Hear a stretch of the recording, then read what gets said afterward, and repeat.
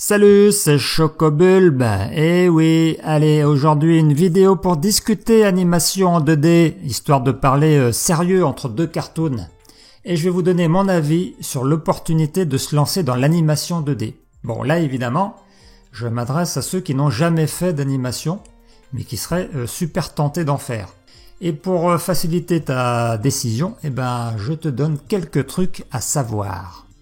1. C'est un loisir chronophage.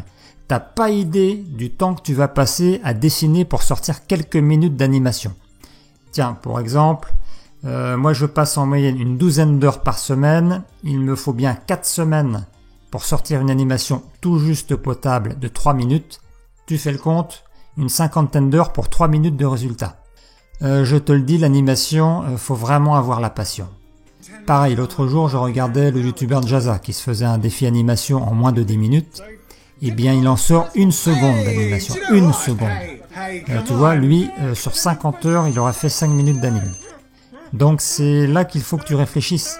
Entre passer 50 heures à triturer ta tablette graphique ou 50 heures à passer sur le dernier jeu vidéo à la mode. Donc, moi, ce que je conseille, si tu veux tester ta motivation, tu commences par réaliser des gifs animés. Jette un œil là sur le site jiffy.com du côté des artistes pour voir un petit peu ce qui se fait. Parce que si passer du temps à faire une animation en boucle de quelques secondes, ça t'ennuie, va pas plus loin. L'animation, c'est pas fait pour toi. Tu vas vite saturer. La maîtrise du stylet sur une tablette graphique. Oui, ne compte pas dessiner sans tablette graphique. Et je te dis, ça va pas être facile nécessairement. J'en connais qui se sont arrachés les cheveux ou qui ont pris leur tablette pour un frisbee. Faut reconnaître que c'est pas facile à utiliser, hein. Ça dépend des gens. Bon, il y en a qui sont à l'aise très rapidement, et puis d'autres qui galèrent. C'est surtout les tablettes sans écran qui sont souvent plus difficiles à prendre en main. Mais c'est comme tout. À force de persévérer, tu y arriveras. 3. Tu n'as pas besoin d'être un grand dessinateur pour faire des animations percutantes. Je dis pas ça pour rassurer ceux qui sont nuls en dessin. Mais vous avez qu'à aller voir les youtubeurs comme Carbot, Chito, tu vas voir la chaîne Il le faut, ils dessinent pas mieux que des gamins de 5 ans. L'important, c'est que tu animes en suivant les principes de base, avec une bonne mise en scène, et là, t'as fait le job. 4. Un budget matos abordable. Pas nécessaire de posséder la dernière tablette Cintiq ou l'iPad Pro pour se lancer dans l'animation et faire des cartoons sympas. Tu connais le dicton, un mauvais ouvrier, mauvais outil.